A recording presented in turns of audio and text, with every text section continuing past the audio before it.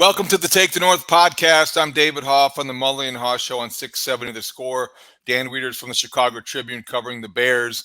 And we are talking to you after the conference championship weekend in which the Kansas City Chiefs and the San Francisco 49ers advanced to the Super Bowl 58. And Dan, I don't know if there were a lot of Bears takeaways from Sunday's games and outcomes. There were a couple ex-Bears involved in some key plays down the stretch. But what was your biggest overall impression about Championship Sunday, whether it relates to the Bears or not? Yeah, there were some familiar names from Haugh making some plays or not making some plays, as the case may be for Kindle Vildor in the second half of that 49ers-Lions game. Really interesting day of football overall, David. And I guess I would start with the AFC Championship game and that sense that, my God, Patrick Mahomes and the Chiefs are just the killer, right? Like they're just the horror villain that won't go away for teams like the Ravens. A week earlier, the Bills, who do seemingly everything right. They've got the quarterback position figured out. They keep giving themselves these swings in January to make these long runs in the postseason. And then Patrick and Andy and Travis show up and you're sent home and you're left with that restart and that gut punch and that hollow feeling. And so that was probably my biggest takeaway from the AFC Championship game is just how difficult it is to get through somebody like that and a dynasty like that. When you see Patrick Mahomes on this Jordan-esque type run, you kind of, those of us who lived through the Bulls dynasty and every other team in the Eastern Conference felt blocked by the presence of Michael Jordan. The Bulls is probably the way a lot of teams in the AFC feel now. Mahomes is on this kind of a run. And whether the Bears, look, I think it's incidental almost this year that the Bears have the number one overall pick, and there's a quarterback who everybody has a consensus right now is going to be the guy that every team who would have that pick would take. I think it's almost incidental. What Patrick Mahomes winning again and returning to the Super Bowl says or underscores is just why teams want that elite quarterback. This year it's Mahomes. He's been a regular visitor and participant in the Super Bowl. Another year it will be Joe Burrow. And we've seen other examples, but it's why teams chase that kind of greatness, because when you have a quarterback like that, everything and anything seems possible. Well, you and I have to be very clear here, and this is for the hard-headed and the hard of hearing.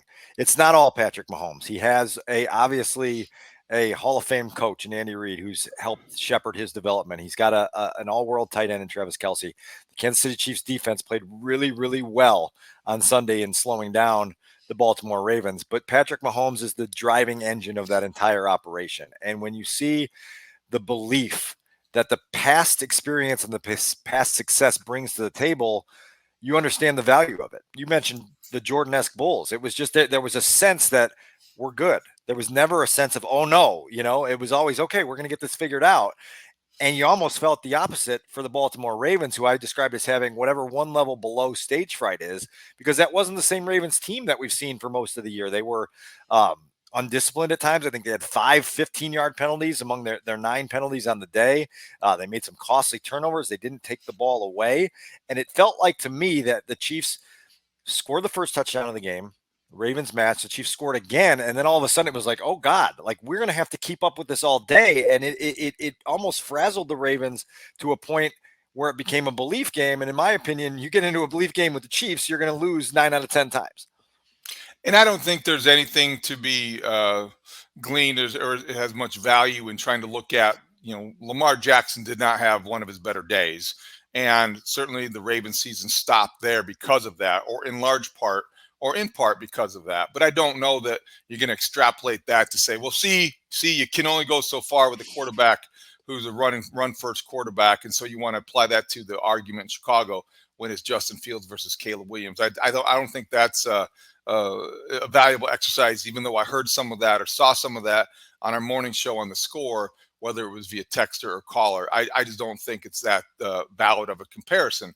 In the NFC, Dan, I think it's interesting because the Lions are at the top of the division, and that's where the Bears want to be. They want to take the North. We have the podcast to prove it. Their meltdown and blowing the lead, I think, is interesting because, to me, you if you're a Lions fan, I think you worry about it being more than just the end of a season.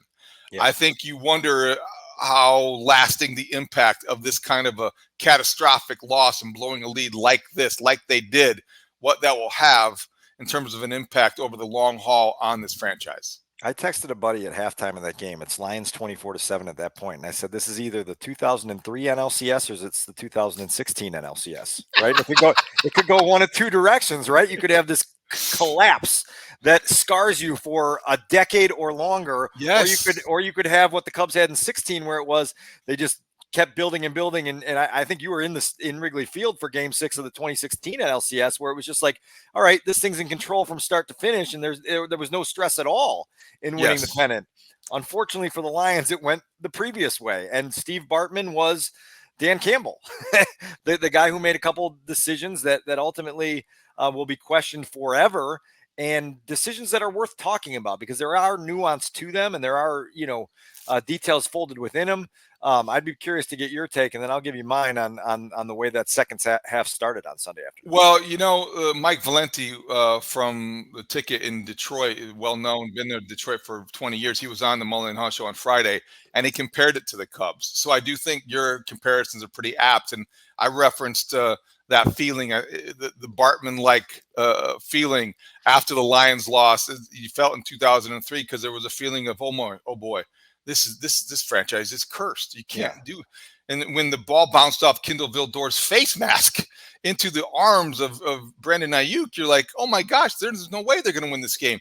And then Dan Campbell passed on the field goal, which I think was the wrong decision. Dan Campbell, they're there because his passion and will and all the things we documented and all the compliments are valid. I just think that you can't be reckless and call it aggressiveness. There was a time and place to take the points, and to me, you tied the game. 7.5 minutes left. You got a 48-yard field goal. Another ex-Bear, Michael Badgley, probably could have nailed it from there. He's 77% from that distance throughout his career. Not a huge sample size, but that's the same percentage of, say, Robbie Gould, who has a lot larger sample size. It's a makeable field goal. Take the tie game and move on. And I think once they missed on that fourth down, then I think that there was no way conceivable really that they were going to come back and win that game. Well, I was bothered more by the first one that they passed up when they were up 14 points. And I thought that situation was the situation that you dream of. The 49ers came out after halftime and they had a really impressive drive and they stalled and they had to settle for 3. And Kyle Shanahan said after the game that he felt like that was a loss for them, that they didn't get 7 points to get themselves more into the football game right away in the second half. And the Lions should have chalked that up as a win, and they should have gone down and settled for the 3, which would have kept them ahead by 3 scores on that possession. And so you go for it. And I said to my son on the couch, I said, after the third down play didn't convert, I said, you cannot go for it here. He goes, yeah, but he's Dan Campbell. And I was like, yeah, but you can't always be Dan Campbell. Like sometimes you have to manage the situation. You have to manage the game. And what I said on 670 The Score earlier on Monday, David, was sometimes you need an exhale far more than you need an adrenaline rush. And the Lions just needed an exhale there. Just get the 3 points, take a breath, keep all of the pressure on the 49ers. And in going for it and missing, all of a sudden you allowed misfortune to board the train, and you allowed the 49ers to have this belief that they were ready to go. And then you mentioned you've got a pass off the face mask of a defensive back that's caught for a big gain. Then you get a touchdown. Then Jahmyr Gibbs has the Alex Gonzalez ground ball to short. The ball comes out, and all of a sudden the floodgates are open, and that juju in the building is a real thing. And you've got to figure out ways to keep it on your side. And I just thought there were some majorly squandered opportunities from a head coaching standpoint that will scar you. They will scar you until you get back to that place. They will scar you until you surpass that place. They may never heal if the Lions never get to a Super Bowl. Somehow I think one day Dusty Baker may be blamed for the Lions meltdown in the fourth quarter. I just think that is one of those things that, and it's hard to describe, but they are that kind of a franchise. And when you wait that long, things seem heavier and then the moments seem bigger. And you don't know if you're going to have a second chance. And Brock Purdy was revived by that deflected 51-yard completion to Ayuk. And he was a different quarterback after that, almost like he exhaled. And so the 49ers did what they did. And Dan Campbell sounded afterward much different than the guy that we heard all season long. He said basically, now I know what he was meaning. yeah, no regrets. But he also said, we don't know if we'll be back. I don't know how you say that after you basically were there just by the power of your belief. Now you're like, well, I told the guys, I don't know if we're coming back. So you might as well look around and enjoy this because, this could be it for us. No, I just don't understand the rhetoric for a team that was basically fueled by rhetoric all season long. That's emotion, and that's a guy who wears his emotion on his sleeve, and he'll regroup by the time they have their first OTA practice. I promise you that, and he'll be breathing fire back into that group. They're going to have to withstand whatever happens with Ben Johnson next. They're going to have to see what happens to their roster in the offseason, and they're going to have to understand that it's a lot harder to stay on the top than it is to get to the top, and that's something that is really, really, really clear, and it's really impressive about the teams that are able to do it over and over again. Another thing I brought up, David, earlier today was the 2006 Bears, and you lived that a lot more closely than I did. But in conversations I've had with guys that have been part of that over the years, you've got a guy like Patrick Manley who still at his home has the confetti on the bottom of his cleat that belonged to the Colts. And you talk to guys like Charles Tillman and other guys that were part of that team that talked about seeing the Colts line up for victory formation in the Super Bowl and thinking, man, like, I cannot wait to get back here because this hurts so bad. And guess what? You never get back. And then decades down the road, you go, man, I cannot believe we never got back. And it's just a reminder at all times of how precious those opportunities are. And the Lions, who had to wait forever to find themselves back in that moment, and not only in that moment, but dominating that moment. A first half that I think took everyone by surprise with how much they controlled that. And then it goes out the side door and out the window and down the toilet or whichever direction it went. And you just have no idea when you're going to be back in that position again. That's a really good reference point. I hadn't really thought about that. The 2007 Bears season, the one that followed 06 when they won the NFC Championship game. You've been part of a lot of losing in terms of covering this team the last decade. 11 years or so, and there have been a lot of hard seasons to endure. When you look back at 2007, I wonder how that compares to one of the most disappointing ever. They were a team that came back after a Super Bowl appearance, winning the NFC Championship. And to your point, I think 21 of 22 starters returned, and they were ready to take that next step, and then something changed and something happened, and then there were injuries, and it's never the same. So from that standpoint, Dan Campbell's exactly right. It's never going to be exactly like it was this season, and the dynamics forever are changed. But I don't know that you can count on anything. That's a really good reference point, and I wonder if the Lions, they made Lionsing a verb again. In 2024, they had eliminated that from our vocabulary. And then they did what they did. So Ben Johnson leaving is going to change that dynamic for Jared Goff, the entire offense, and we'll see what happens next. Speaking of 2019 Bears, also a similar fate where, if you remember the Super Bowl sky high expectations for the 100th season of the NFL, and no one thought that team wasn't at least going to be playing in the playoffs. And then you suffer through an 8-8 disaster, and the quarterback never got back to the same levels he was at, and guys got old, and the next thing you knew, you're rebooting, with a lot of different faces and a lot of different people in key roles, and it's just, you just never know. And so when you get opportunities, you better seize. The Bears celebrate handling adversity really well and often, but it sometimes comes down to how teams handle success. The Lions are going to find that out because the Bears historically haven't been really good at that either. 2006 to 07, that was a letdown. When they went to the NFC Championship game during the 2010 season, they come back, and that wasn't a good follow-up to that. And then you mentioned 2018, you win the division, you get double doinked out of the playoffs, and then 2019 was a disaster. So how the Lions handle the success, how they move on without potentially Ben Johnson will be interesting. I wonder what happens next for him as we sit here on Monday afternoon. He's been rumored to be the next coach of the Washington Commanders. We'll see if that becomes official. Either way, the Bears have got their own defensive coordinator now to try to combat the Lions offense and everybody else on the schedule. Eric Washington was hired over the weekend. And Dan, what did you think about that move for somebody who has been in the building before, been with the Bears before, familiar face, respected guy? What did you think of that hire? Yeah, I didn't know a lot about Eric Washington when he was hired, and I have people around the league that have had really close experience with him and reached out to a handful of sources there and got back some feedback that both surprised and impressed me in terms of how he's regarded around people that have worked very closely with him. He was described to me as a quote unquote military type personality, a guy who's very strict with making sure players follow details and are keyed in on the fundamentals, but a guy who really is strong at connecting with players and in both a teaching format as a teacher and as a motivator. And so there's some strong belief about what he can bring to the Bears defense. I was also told that he has an aggressive mentality within this particular scheme that the Bears run. And so Matt Eberflus should be able to lean into that a little bit as he continues calling the plays and find someone that can help complement him a little bit with ways that keep things aggressive. And so I was pleasantly surprised to get back some of that feedback for a guy that I didn't know a lot about. I think obviously, he was here during the Lovey days, coached with Ron Rivera in Carolina for a little while, was with Leslie Frazier in Buffalo. And these are people that are familiar with what the Bears are trying to do defensively also. And so you get kind of that identity that evolves over time. And so we'll see where it goes. But I think that's a strong thing to be widely endorsed the way he was. Didn't he also have a connection with Rod Marinelli, which would explain Yes, a lot for why Matt Eberflus would be still connected or interested in him? And I think also if that's the common thread that connects them, then you understand why he would want to maybe come to Chicago, a place where he spent a couple seasons already. When you look at him instead of other guys, they interviewed Chris Harris, or even I think there was a reference or report that Joe Barry was going to be taking a look at the job, maybe internally, Dave Borgonzi. Any intel that you got in terms of telling you why he got the nod over those other guys?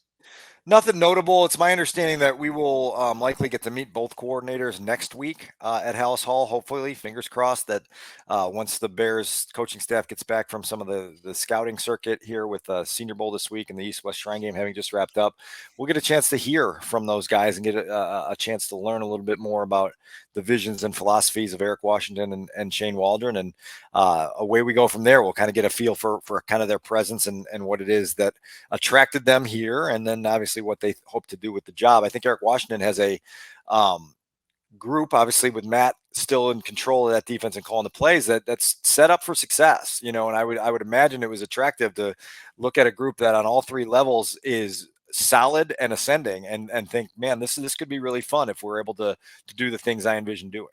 On the other side of the ball, the offensive staff still looking for a wide receivers coach. I think they've had a couple interviews in that regard. You can fill in the blanks, Dan, but also they did hire Kerry Joseph to be the quarterback's coach, which is probably the third most important hire of this offseason after offensive coordinator, defensive coordinator, and quarterback's coach. And Kerry Joseph comes to the Bears from Seattle.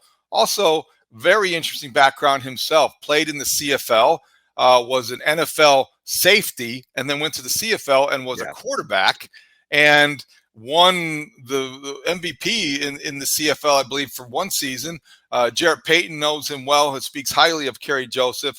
I suppose he has part of his coaching resume includes reviving Geno Smith's career in Seattle along with Shane Waldron. What do you know about Kerry Joseph, and what have you found out?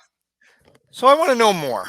And that's where I start with this, because he doesn't have an extensive background as a quarterback's coach. He hasn't done this for a long period of time. We're going to talk a lot, obviously, in the coming months about Geno Smith in 2022. I think it's imperative we also talk about Geno Smith in 2023 and why that big bounce back year in 2022 didn't produce similar results in 2023. I think some of the buzz you heard around the league with the offensive hirings is that maybe there is a little bit of hesitance in the outside world of people that don't know whether this is more than a one-year job at Haugh and not confident that they can firmly say that coaching staff is on firm ground and bet their careers on it. And so you look like they're still looking for a receivers coach. They're still looking for a running backs coach. Shane Waldron obviously is going to have familiarity with Kerry Joseph. That's going to help. But this is a pivotal time, and we're going to talk all spring and winter and into the summer and fall about quarterback development. And we just got done talking about Ben Johnson, and this is a guy who all season long opened your eyes with how productive that offense could be. And ultimately, you chose to keep your head coach and Matt Eberflus. You chose to let him hire some of these offensive assistants, and now you're going to have to see what those results are. But you're going to be looking for results, because you can't just go, oh well, we had a chance to really get it right with the marriage of the timing of whatever we're doing with our quarterback position and a new regime to oversee it with kind of some of these moves right now that I think, David, in a lot of league circles have elicited shrugs. It's not negative comments. It's not criticism. It's just saying, we'll see, curious to see what happens there. But nobody is over the moon thinking that the Bears have hit a home run yet. Initially, that doesn't concern me, but I don't want to dismiss it. Initially, that would only concern me if the people who are showing reluctance or maybe hesitation in joining the Bears because of the uncertainty with Eberflus, if he has a bad season in year 3, if that affected the coordinator search, I think I would be a little more concerned. I don't know yet. Maybe it has. Maybe we'll find out down the road from somebody who tells somebody else that, boy, I wasn't going to touch that Bears job because Flus is a lame duck. But I don't know that we have that kind of information yet. The quarterback's coach, I think, okay, this is just my own thing. I always think that this goes back to when I was on the beat to through now. I think that's one of the most overrated positions on any staff, because I think it's probably going to be the guy who is the third most biggest impact on the most important spot and job, because you got the head coach and the relationship with the head coach and the quarterback. That's key. You've got the relationship between the play caller and the quarterback. That's key. Then maybe it's a position coach, but I just don't know how much impact the position coach is going to have. I don't know how much the Andrew Janocko, what his impact was the last 2 seasons about Justin Fields' growth or stagnation. I don't know.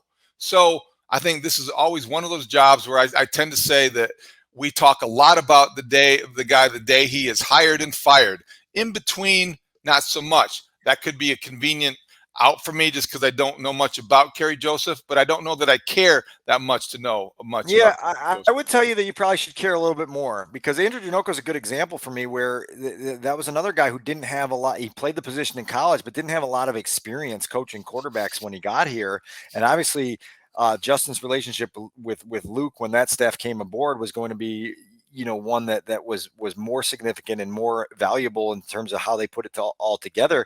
But I think that quarterback's coach has to be in lockstep with a lot of things. I think the quarterback's coach is also more significant when you have a defensive-minded head coach who's going to be spending more time on defense. And yes, they're going to have a strong relationship with the quarterback, but you are going to need people to echo teaching points and to spend a lot of time at practice in one-on-one drills and in meetings, just really driving home the points of emphasis in a way where they get through and then they start to improve and you start to get results. It's all a wait and see. I think it is one of those. I think you're right in saying it's a position that we talk about on the day they're hired and the day they're fired, and then not a lot in between. But that doesn't mean there's not a lot of important things going on in Fair between. enough. And maybe we need to spend more time talking to quarterbacks about what it is about good quarterbacks coaches that make a difference. And so it'll be interesting to see. I always go into all these new coaches with open minds, and I want to hear what they're trying to do. I want to see what they're trying to do, and then we'll make our judgment as the results add up. Fair enough. I just think I want to be consistent, because if I go to the point where I think we talked about when Shane Waldron was hired in the search for, the next great play caller, it's about the player more than the play call. And if it's about the talent of the position and the player playing that position, I don't want to automatically think that either I'm down on what's going to happen at quarterback because I don't know much about Kerry Joseph. And boy, he played NFL safety, not quarterback. And I just don't know if I ever spent one day holding Andrew Janocko even partially responsible for the fact that Justin Fields had bulky mechanics and didn't get rid of the ball quickly enough. It's a fair point, because we need to maybe pay more attention to these nuances, but I just don't know that I ever have gotten too excited, discouraged, either extreme, based on who they hired as the quarterback's coach. Well, I'll say one other thing that marries up with that, and it's that we can have all these conversations here in late January about coaching changes. The quarterback decision that needs to be made here in the next couple months carries the weight of 8 or 9 of these other decisions. And so that's why we're going to spend most of our time there. That's why we're going to continue to emphasize it in the months ahead. That decision is weighted differently. And so these other decisions, they have weight, but they're not the weight of the decision that the entire city is arguing over right now. And so that's an emphasis that needs to be made, because to your point, if you get a really good one, you can make up for a lot of the problems that may exist elsewhere with a quarterback who raises all boats and is that multiplier and is that elevator. And now they have to decide who that's going to be for them, or decide who it isn't going to be for them.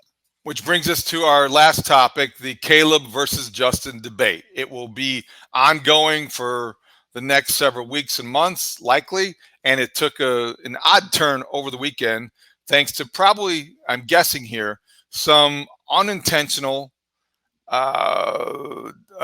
moves by the social media team up at Haugh. The Bears at ChicagoBears.com and on the Chicago Bears X feed released a hype video. And it was a hype video about Justin Fields. Now, ordinarily, I would just not pay much attention to this, but it did create a little bit of a stir online in the social media community. Heck, Rick Morrissey, our guy at the Sun-Times, wrote an entire column about it in Monday morning's Chicago Sun-Times, and he got a little mileage out of it. Dan, how do you interpret the video on ChicagoBears.com and released on the Bears X feed that was basically a hype video for Justin Fields? So I need to pull our audience behind the scenes if I can, just so that they know how this came to my attention. I was out on the travel basketball circuit this weekend and didn't even realize it was released. And I got a text from you Saturday afternoon that said, "So I'll bite. Why would the Bears put out a hype video on Justin Fields at the beginning of an offseason that is as big as this one? Dub oversight, typical of Bears, or subtle sign?" I don't know. I have no idea. I don't know which one it is. I do remember that not long ago, the social media team put out a beautiful picture of a red-haired quarterback named Andy Dalton. and the caption of that tweet was QB1. This was shortly after they drafted Justin Fields, and the whole city was gaga over the new shiny toy in the rookie quarterback from Ohio State. And they threw out a QB1 there, and it was all sorts of chaos for a while. I don't know. I'm assuming this is just procedural on why they put that video out. I don't read into it one way or another, but I do think that, to your point a little bit here, that there needs to be, I don't want to say you need to message your decision early because you don't want to tip your hand, but you do need to be aware of where the outside discourse is, because you need to be able to manage reaction and expectation to whatever it is you do. And I don't know what kind of plans they have behind the scenes there to do that. I don't know how they marry up their football operations with their social media team. You know, you're certainly not going to inform your Twitter handler of your plans for the draft. That's those. If you weren't going to tell John Fox who you were drafting at quarterback, you're probably not going to tell the person that runs your Twitter account, right? So I thought this was over. I thought these days were past. I thought Kevin Warren was going to be the guy that fixed everything, including this, because you can't possibly, as much as we accuse this organization of being so insular and so kind of oblivious to the outside world, outside of Haugh, you have to be in a cave buried under the ground to not know how much Bears fans support Justin Fields. There's a public faction of Bears fans, a big group of people that want him back. You'd have to be oblivious. So that's why I think that if he isn't coming back and they trade him, this is an example. It's not hard for me to believe that there would be no connection between what they're going to do in this, because I do think that they tend to be a little bit disconnected, but I do think they've got to be aware that they're going to have to get in front of this at some point in time, or at least explain it, because this is a huge issue, and Bears fans love Justin Fields. Yeah. Well, some Bears fans, right? Like, and that's where I think that this argument is like, it's so hard to separate, because I hear from both sides. No matter, nowadays, you just use the word Justin or Caleb in a tweet and you're getting bombarded by both sides. Even if it's just a vague just statement of fact on one side or the other, you just get bombarded. So there is a divide here. But to your point, like, you just need to know what that is, and you need to figure out how to navigate this in the next 3 months to lead up to whatever your ultimate decision is. I mean, the Bears, are going to have to, a month from now, go to Indianapolis, and they're going to have to meet the media. Ryan Poles, Matt Eberflus are going to have to talk, and they're going to be asked a lot of questions about the quarterback position, and they're going to have their talking points down in a way that creates, whatever sort of messaging they want to create. Like, it's their stage to set. If you decide not to set it, well, then you better be ready for the backlash one way or the other to whatever move it is that you do make. But it'll be fascinating to see kind of how they navigate that. Aren't they at the Senior Bowl this week? Aren't they down in Alabama this week? Yes. So if they're down there and they're asked about their decision at quarterback, don't they have to know the way they're going to address it this week? Well, so they're not speaking publicly at the Senior Bowl. The Bears never speak publicly at the Senior Bowl. So if they're speaking to people, it'll just on the side, and I would imagine that they would hide their cards pretty strategically and do what they need to do. But the next time that they'll be on the record with any of this is the combine, or if Matt or Ryan decide to speak when they introduce the coordinators a week from now. That would certainly come up in the offensive coordinator questioning, because you want to know from Shane Waldron, hey, Shane, when you sat down to talk about this job, what'd they tell you about their plans at quarterback? And we'll see what Shane does to answer that question, because that'll be telling. Are you buying or renting? So I think that this is the same thing. Like when we talked about what does Shane Waldron do? Of course he calls Justin Fields. Of course he coaches or talks to him like he's going to be the quarterback. He's under contract. He is there in the building. So I kind of classify this under business as usual. If you're the Bears social media team and you have a schedule of off-season videos and players to hype, okay, Justin Fields is January 27th. Let's do that. So I don't know if it's anything more than that, but in Chicago, we can run with anything that we want to, because that's the way things go when it comes to the Bears quarterback. It still is an ongoing debate. Some would say argument. I don't think it's that hard when you just reduce it to a football equation, but it's never just a football equation.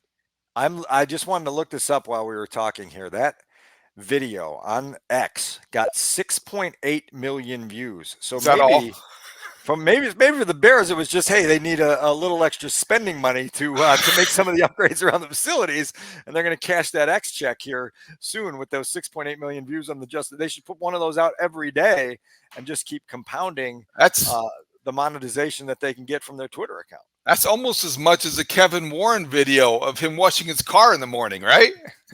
That's 7 million views. I don't know. Did it get that many? We'll have to. I don't know. I'll have to check that one out. To your point about the conversation, it's amazing how supercharged it is. It's amazing how I was trying to think of a way to say this friendly, but like how dumb it can be at times with people making points on both sides that are just completely irrelevant to what is actually being decided here. And then it just becomes a shouting match, and who can shout louder with the dumber take. And we'll see. It's going to evolve. I guess I didn't say that very friendly at all, right? So no, that wasn't very friendly at all, Dan. I can't wait till you're really friendly. Jeez, that was really friendly.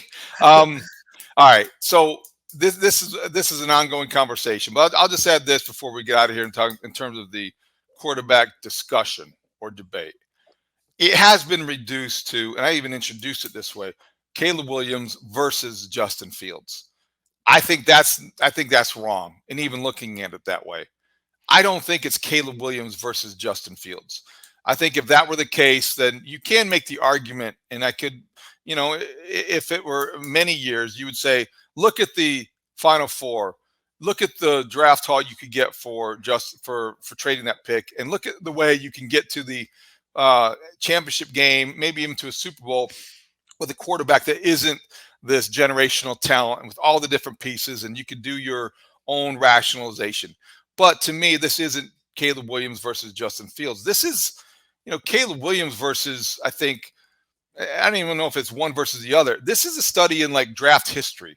If this were a year where I think you had the quarterbacks that were available, you look at past drafts, and in recent times, 2022, the first quarterback taken was Kenny Pickett, then Desmond Ridder. Last year, of course, it was Bryce Young and C.J. Stroud. 2021, Trevor Lawrence. Now I think he's in this category like Caleb Williams. 2020, certainly Joe Burrow and Tua, the first two quarterbacks taken. Justin Herbert after him. That's different. 2019, Kyler Murray, Daniel Jones, Dwayne Haskins, Drew Lock. Those are the first four. You get my point. You go down the road and you see if this were a year in which you had, let's say, a Blake Bortles that was going to be the first quarterback taken, you could easily justify being the Bears and trading it, but it's not. This is Caleb Williams as compared not to Justin Fields, but draft history.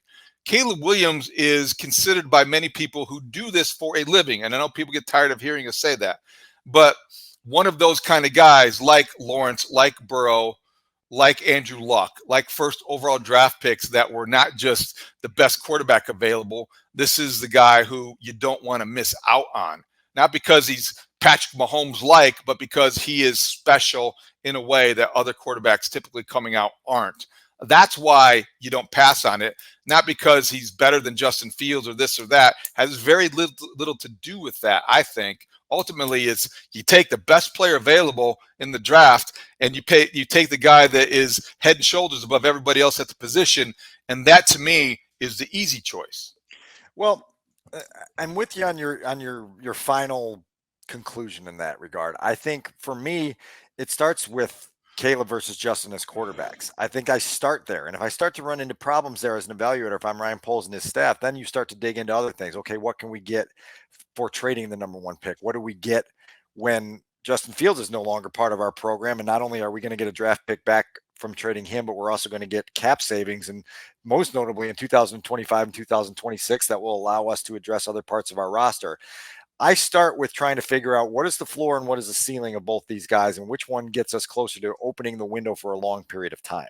And that's, I think, gets lost in this because there seems to be a segment of people right now that are thinking that the Bears are, and I tweeted about this over the weekend and got a healthy, robust discussion in my mentions in saying that like this idea that this team that won 7 games last year is in win or else mode in 2024 is so detached from NFL realities. You know, there was 23 teams that had as many or more wins than the Bears, right? And so it's not like that they're in this like pounce now or it's over. They're elevating, you know, and you can elevate with a rookie quarterback. You can elevate in a way that creates momentum to what you're ultimately trying to achieve, which is having the window open. We just got done talking about Baltimore. We've talked about Buffalo. We've talked about Kansas City. You know, like these teams that have found quarterbacks that put them in the playoffs every single year. Green Bay lived it forever with Aaron Rodgers and before that Brett Favre. You're looking for that steel rod to put in the window that keeps the window open, as opposed to trying to dive through this window that's closing like the cave in Indiana Jones. You know, like you're trying to leave that window open. And the best way to do that is find a quarterback that has the potential to do that. Is it no risk? Absolutely not. Is it a guarantee? Absolutely not. You have to take some risk. You have to assume that there's going to be the chance of failure with any of these moves you make. If not, then you may as well just skip the draft every year because we know that, you know, it's a non-guaranteed proposition. I just don't know how you could look at what Justin Fields has done through 38 starts and tell yourself that you've seen elite level NFL quarterbacking play. It's just as much of a guess with Justin Fields right now as it is with Caleb Williams. And with that being said, you have to understand that why the rookie contract matters and why that gives you an opportunity to move in different directions. I'm rambling a little bit, but I think I think it's a good point. The risk to me in Justin Fields realizing his potential might outweigh the risk that Caleb Williams will. Because here's the first question I ask people: what are you paying Justin? Like, if you like the people that are so like heart beating out of their chest with every conversation they have about Justin Fields, what are you paying him? Are you ready to pay him now? Well, obviously not. Are you ready to give him the 5th-year option? There's not a single person in the NFL that would advocate for that. When you have him under contract for the final year of his rookie deal, you let him see what he can do.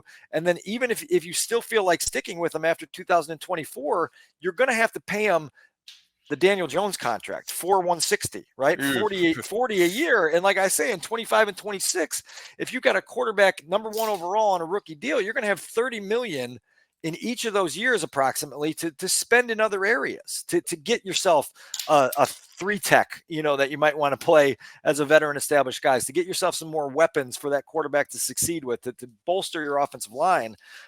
That's all a factor in this. So what do people want to pay Justin Fields? Those who believe in him, are you ready to give out a ton of guaranteed money and a ton of cap space for 4 or 5 years down the road because you believe that strongly in his ability to lead and his mental toughness?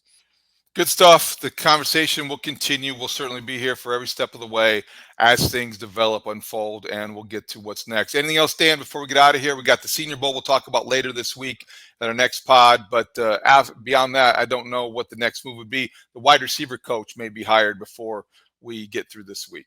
Don't forget about the running backs, Coach. I will give our audience a tease, and in so doing, give you and Studs a little nudge. I'm going to pull up our preseason predictions here soon, and we're going to have our predictions revisited episode, which was a lot of fun last year. I think it's going to be equally fun this year. We're going to prove how stupid and smart we are all at once, and so that's always fun for the audience, right? That's always fun for everybody. All right, that's great. We will look forward to that next time.